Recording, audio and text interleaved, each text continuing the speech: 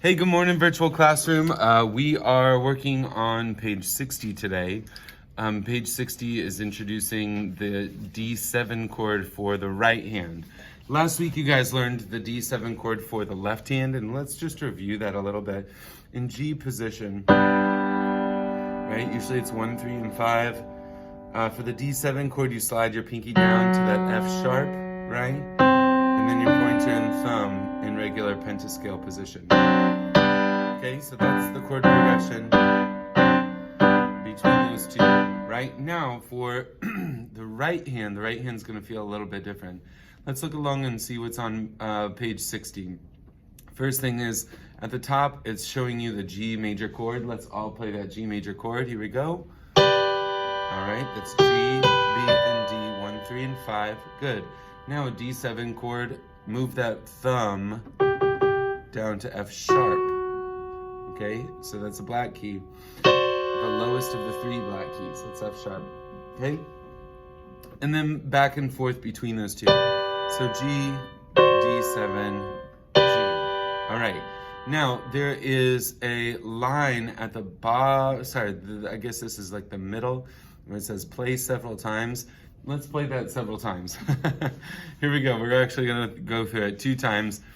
We're in 4/4. Each one is a whole note, so just be ready to play those, okay? Here we go. Ready? 1, 2, ready, go. G, 2, 3, D7. 1, 2, 3, G. 1, 2, 3, D7. 1, 2, 3, G. 1, 2, 3, repeat. 1, 2, 3, 4. 1, 2, 3, 4. 1, 2, 3, 4. 1, 2, 3, 4. The end. We did it. Awesome. Okay.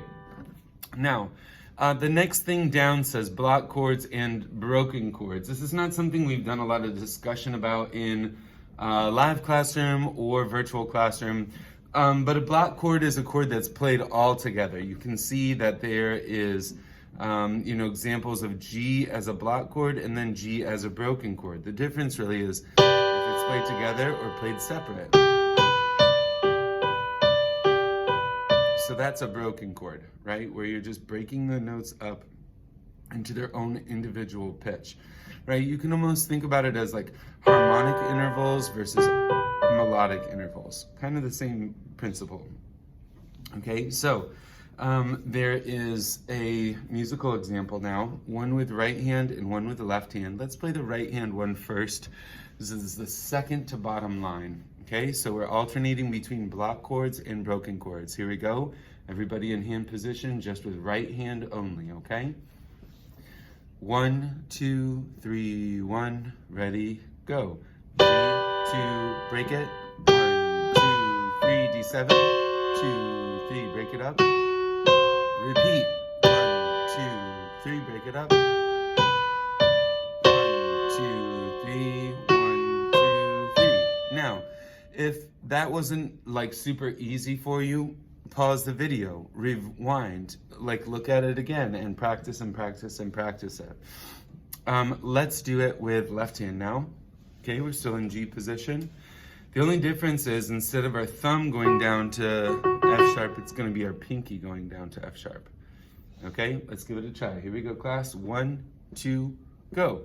2, break it up. 1, 2, D7. 1, 2, 3, 1.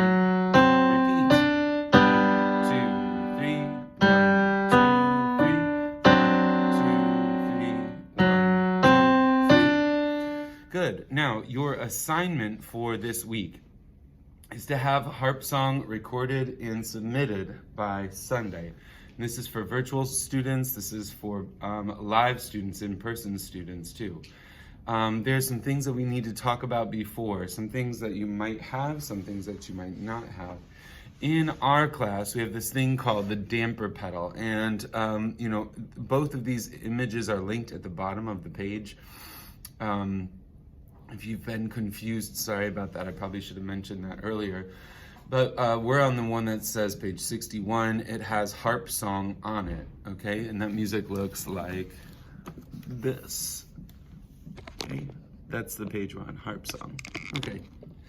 Anyway, so there's this thing called the damper pedal. The damper pedal is the pedal that's beneath our pianos, and there's a bracket underneath that demonstrates and shows when you press that pedal down. So that's what we're going to be working on a little bit on this piece. All of this piece is broken chords, right? You see that the whole first line is based on a G chord. Left hand first and then right hand. So the way that this is going to sound is...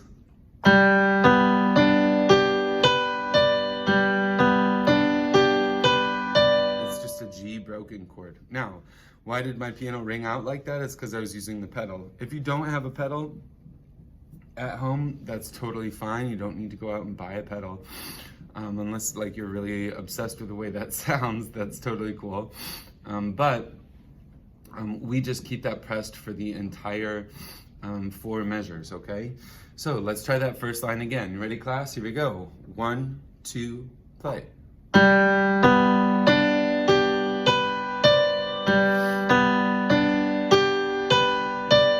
Okay, that's the first line. Now the second line is a D7, so get your hands in a D7 position.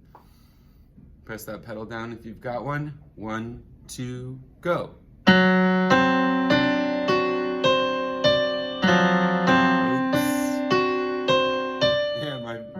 Just like slipped off the note. Go back to G now. This is the third line down. Here we go. 1, 2, go.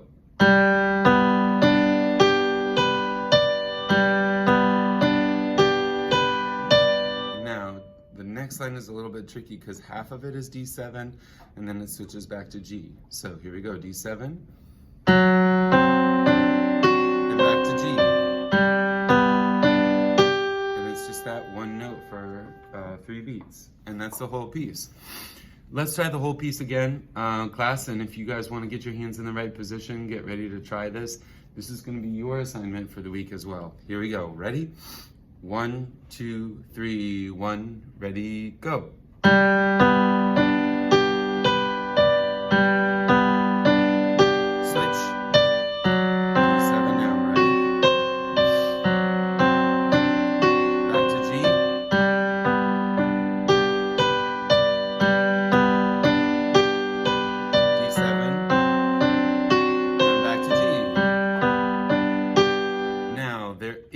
A repeat on this.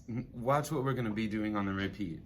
On the repeat, you're going to be playing a little bit quieter, but you're also going to do this thing called crossing over. So watch how this looks.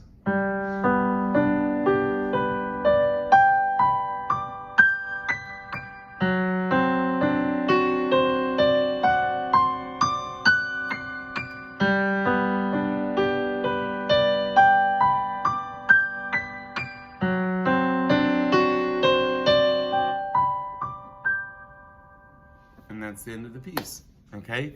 So what that crossover is doing is basically you're just moving your left hand over your right hand while it's playing, you see, and being ready for the next one.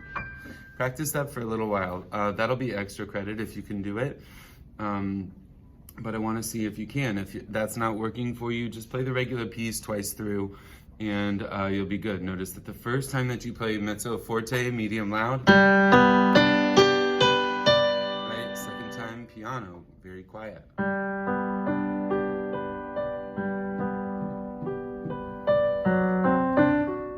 Okay. Anyway, that's the piece. Thank you guys. Get to work, and hopefully you guys do a really excellent job this week in making this piece happen and come to life. Thank you. Bye.